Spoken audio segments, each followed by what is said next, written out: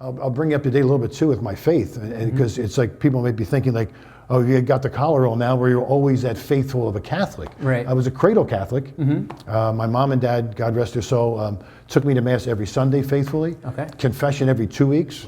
But my faith, being a cradle Catholic, felt obligated. Obviously, it wasn't more of a relationship back then. It wasn't in a relationship with Christ. It was more out of obligation and fear. Sure. You fear, oh my gosh, if I don't do that, it's a sin. Yeah. And so on. So it wasn't this aspect of like getting closer to God through prayer and relationship and so on. Yeah. And so with that being said, once I got my independence and thought I knew best, like when you became a teenager, right. and I'm sure that you'll be experiencing that or will pretty soon as your children get to be teenagers, that we all think we know more than everybody else. Yeah. And I thought I did. Right. And I decided once I got my driver's license that I would go to a later Mass than my parents, but obviously make a little detour and not go to Mass.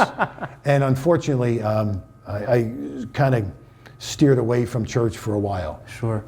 Until probably, I'm going to say, from my teenage years to almost in my 30s. Wow. And I would go maybe Christmas and Easter. Sure. That's about it. Confession was never in, I never thought I even sinned. That all being said, I finally got called back into my faith when I met my wife, Mary Ellen. When I first spent my first 5 years in the NBA refereeing, I was single, and I met Mary Ellen. So I ask all her coworkers. Yeah. Everything that came up was the fact that, oh, wonderful person, great lady, really Catholic. Yeah. Really Catholic. And I thought, well, that's the thing we have in common. I'm Catholic too. Yeah. Granted, I haven't been to Mass for I don't know how long or confession, but I'm pretending I'm Catholic. You can work that angle. Yeah, I know. It's, oh my gosh. So I did work the angle, and our second date, after our first date went very well, and I know the feeling was mutual, I called her up midweek and I asked her to go to Mass on Sunday. Wow. For a second date. Right. And I know she was really impressed with that because she accepted quickly. Yeah. I set up a restaurant downtown. She was living down in Philly. And I said, well, we'll go to brunch afterwards. Oh. After Mass that day, Mass for me didn't go well because I was just so anxious to get out of there. Sure. Felt the priest wasn't talking to me and so on and so forth. We're walking down the street to the brunch restaurant.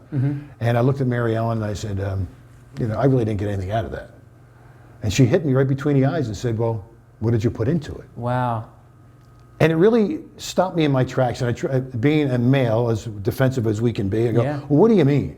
Yeah. I mean, the guy wasn't speaking to me. I didn't.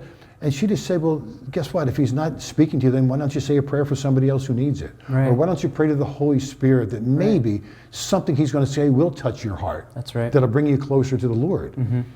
Well, I didn't discount what she said.